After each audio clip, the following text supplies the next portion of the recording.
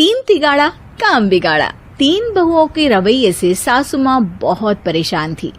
दरअसल बात ये थी कि तीनों बहुओं में किसी बात को लेकर अनबन हो गई थी।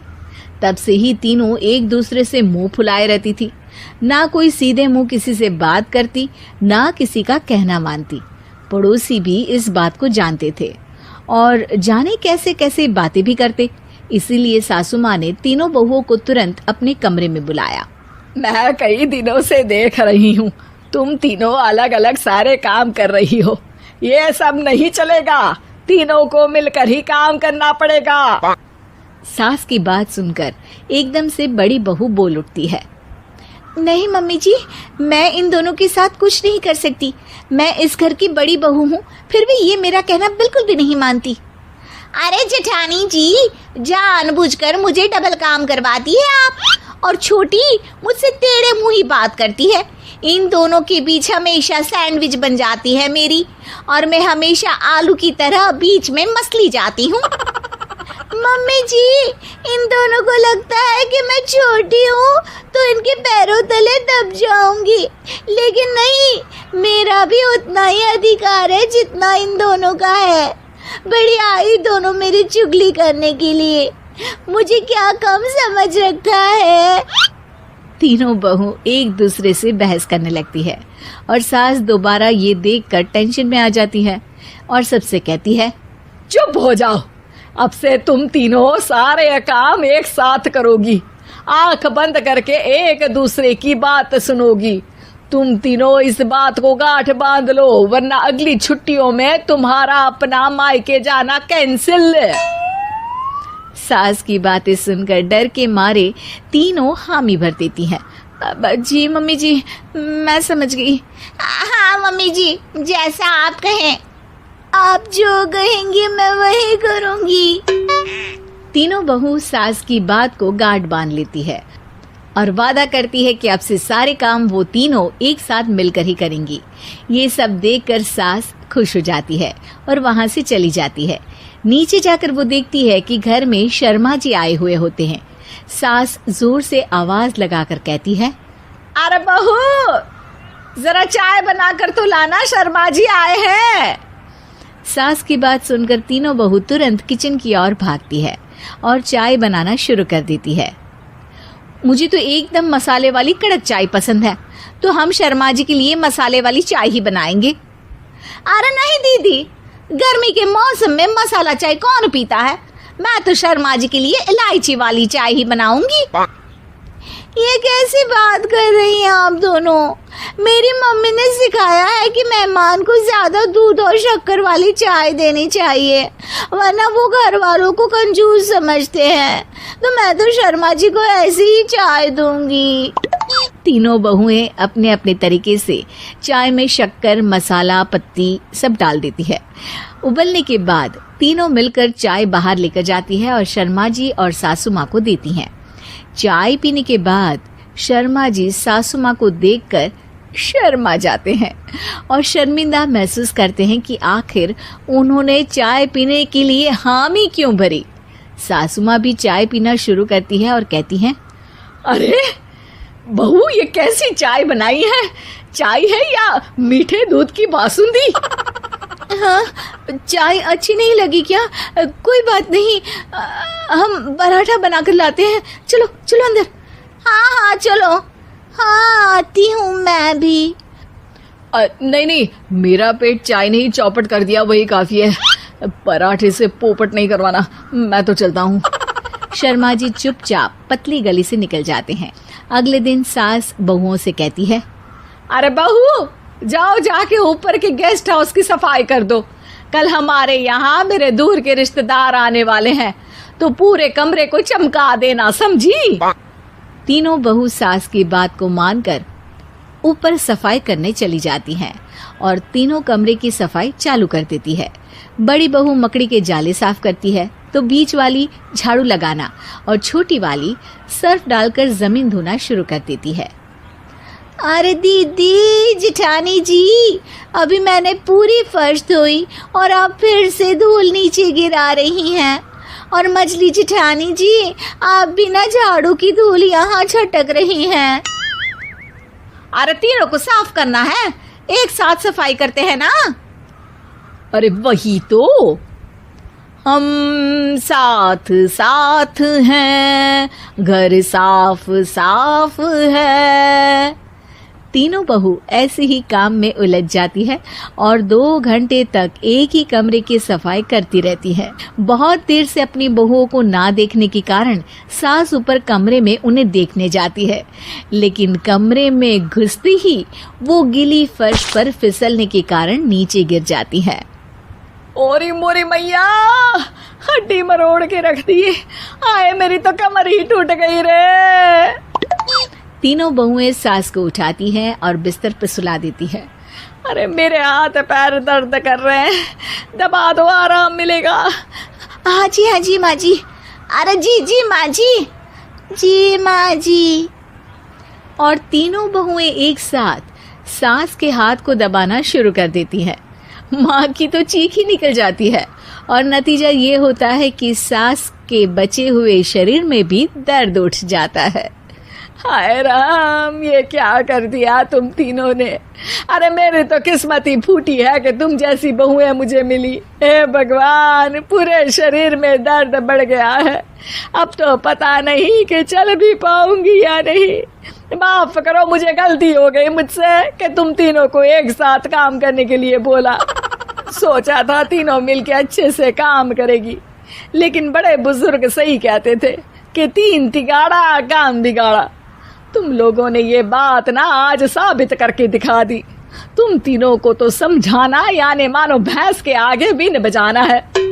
तुम्हें अकेले अकेले काम करना है ना, तो अब से तुम अकेले ही अपना अपना काम करो। तीनों बहुएं वहां से जाने लगती है। अरे कहाँ जा रही हो? आप ही ने तो कहा कि अपना अपना काम करो, तो मुझे मुल्तानी मिट्टी लगानी है। अरे मुझे भी तो नेल पॉलिश लगानी है।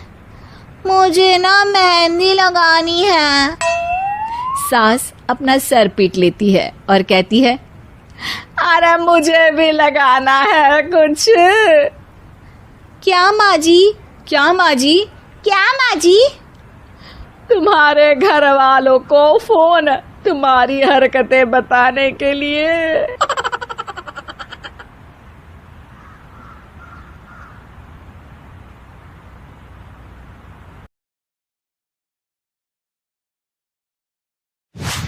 एक शाम प्राची टीवी पर सीरियल देख रही होती है, तभी उसकी सास वहां आती है। अरे सीरियल में तो ऐसे मग्न है जैसे आज रात का खाना पड़ोसी आकर बनाएंगे। मुझे पता ही नहीं था आपने अपने बेटे की शादी पड़ोस में भी की हुई है। हैं? मतलब? मतलब इस घर में सारा काम बहू ही करती है, आप तो सिर्फ खर्राटे मारती हैं। अच्छा जी, फिलहाल तो तुम आराम फरमा रही हो, चलो जाओ, ये मेरे टीवी देखने का समय है। आहा, इसीलिए मुझे भगाया जा रहा है। सॉरी, अब तो बिल्कुल नहीं जाऊंगी। प्राची की इस बात पर दोनों सास बहू के बीच टीवी रिमोट के पीछे बच्चों जैसे छीना झपटी शुरू हो जाती है, जिसके बीच श्लोक भी काम से घर वापस आ जाता है। आज मेरी चूहे बिल्ली की जोड़ी किस बात पर झगड़ रही है? अरे तेरे बीवी मुझे टीवी नहीं देखने दे रही। अरे तुम्हारी मम्मी मुझे खाना बनाने के लिए फोर्स कर रही है। अरे वाह, ऐसे बेतुके रीजन पर तो बच्चे भी झगड़ा नहीं करते। अरे मुझे कुछ मत बोल, सब इसने ही शुरू किया है। हाँ हाँ, जैसे आप तो बहुत दूध की धूली है ना। अरे बस, दोनों चुप। प्राची जाओ, खाने की तैयारी करो। और माँ तुम छोड़ो, तुम्हें क्या बोलूं, शांति से अपना सीरियल देखो। मुझे दोबारा लड़ने की आवाज सुनाई नहीं देनी चाहिए। ऐसा बोलकर श्लोक वहां से चला जाता है, जिसके पीछे पीछे प्राची भी कुछ न कुछ बड़बड़ाते हुए रसोई में चली जाती है। हाँ हाँ, सासू जी को तो कुछ बोलेंगे ही नहीं, बस मुझ पर ही हुक्म चलता है, खाना बनाओ, जैसे मैं इनके घर में खाना बनाने के लिए आई हूँ। इसी तरह शाम बीतती है और रात को श्लोक और प्राची की सास खाना खाकर सोने चले जाते हैं, लेकिन प्राची गुस्से में कुछ खाए बिना काम में ही लगी रहती है। इस घर में किसी को घंटा फिक्र नहीं पड़ता, मैं खाऊं या भूखी रहूं। प्राची कुछ देर के लिए रसोई से बाहर जाती है और जैसे ही वापस आती है तो वहां दूध का भरा ग्लास देखकर हैरान रह जाती है। फिक्र पूरी है, बस दिखाना नहीं है। प्राची दूध पीकर सोने चली जाती है और अगली सुबह एक बार फिर सास बहू का कार्टून नेटवर्क स्टार्ट हो जाता है। ये तुमने ही किया है। अरे अजीब जबरदस्ती है, मैं बोल रही हूँ मैंने कुछ नहीं किया। दोनों ने मिलकर पूरे घर को पागल खाना बनाया हुआ है। यहाँ कोई नॉर्मल इंसान तो रह ही नहीं सकता, इसीलिए अब पड़ोसी क्या रिश्तेदार भी घर आने से कतराते हैं। और सुन बेटे, तू भी चंगा, तेरी माँ भी चंगी, तेरी बीवी भी चंगी, रिश्तेदार। हाँ जी, आपको नहीं पता क्या, गंगाधर ही शक्तिमान है, रिश्तेदार ही। हाँ हाँ, बस समझ गया। कभी जानवरों जैसे लड़ेंगी तो कभी जुगलबंदी करेंगी। भाई मैं आप दोनों के बीच में नहीं फंसना चाहता। सास बहू की इस मनमौजी जोड़ी से परेशान होकर श्लोक अपना सिर खुजलाता वहां से चला जाता है। चलो अब मैं भी कीर्तन में जा रही हूँ। इस पर जैसे ही सास कमरे में अपना पर्स लेने जाती है तो वहां नाश्ते की प्लेट रखी देख मुस्कुराने लगती है और नाश्ता करके घर से बाहर निकलते हुए कुछ पैसे टेबल पर रख जाती है, जिसके कुछ देर बाद सिलेंडर वाला घर आता है। ओ मोरी मैया, मैं सिलेंडर के बारे में तो बिल्कुल भूल ही गई थी। घर खर्च के सारे पैसे भी मम्मी के पास है और श्लोक से बोला तो उल्टा 4 बात सुनाएंगे। प्राची ये सोच ही रही होती है कि अचानक उसका चेहरा चमक उठता है और वो घर में आकर इधर उधर देखने लगती है। तभी उसकी नजर टेबल पर रखे पैसों पर पड़ती है, जिन्हें वो सिलेंडर वाले को दे देती है। ये सब श्लोक देख लेता है। अच्छा बेटे, इतना बड़ा घोटाला, सबके सामने मैं तेरी दुश्मन और पीठ पीछे तेरी मेरी यारी। इस पर श्लोक एक प्लान बनाता है और शाम को सब एक साथ बैठे होने पर बोलने लगता है। माँ, तुम दोनों की बहुत लड़ाई होती है, इसलिए मैं सोच रहा हूँ कि प्राची को उसके घर छोड़ाऊं। इससे वो भी खुश रहेगी और तुम भी। अचानक श्लोक की ये बात सुनकर सास बहू शौक से उसकी तरफ देखती हैं। अरे ऐसे कैसे घर छोड़ाओगे, मुझे कहीं नहीं जाना। अरे तुमने बोला नहीं पर मैंने सुन लिया, तुम्हें मम्मी के साथ रहना अच्छा नहीं लगता, मुझे पता है। अरे वो अरे, जब बहू खुद कुछ काम बोले तो वो तुझे सुनता नहीं, और अब जो इसने बोला ही नहीं वो तू समझ गया। जब उसे नहीं जाना तो फिर जबरदस्ती क्यों कर रहा है? अच्छा, फिर आपको मौसी के घर छोड़ाता हूँ। बस अब आप दोनों एक घर में एक छत के नीचे नहीं रह सकती। मैं इस टॉम एंड जेरी की जोड़ी को और नहीं झेल सकता। है? ऐसे कैसे नहीं रह सकते? तुम्हें इतनी दिक्कत है तो तुम्हारा बोरिया बिस्तर पैक कर देती हूँ, लेकिन मम्मी जी कहीं नहीं जाएंगी। बिल्कुल यही सुनना था मुझे। अगर दोनों में इतना ही प्यार है फिर हर वक्त ये लड़ाई का नाटक क्यों करती हो? देखा मैंने कैसे माँ किचन में दूध रखती है और तुम उनके लिए कमरे में नाश्ता रखती हो, और कैसे वो पहले ही तुम्हारी दिक्कत समझकर घर में पैसे रखकर बाहर जाती है। अरे भाई, इतना ड्रामा तो डेली सोप में भी नहीं होता जितना तुम दोनों ने इस घर में फैलाया हुआ है। तू हमें टॉम एंड जेरी बोलता है ना, तो याद कर वो दोनों भी एक दूसरे को बाहर वालों की बुरी नजर से बचाने के लिए हमेशा सबके सामने लड़ते थे, लेकिन अकेले में दिक्कत के समय मदद भी तो करते थे। बस हमारा रिश्ता भी कुछ ऐसा ही है। और वैसे भी अगर सास बहू में तू मैं नहीं होती तो दुनिया वालों को कहानियां कैसे मिलेंगी?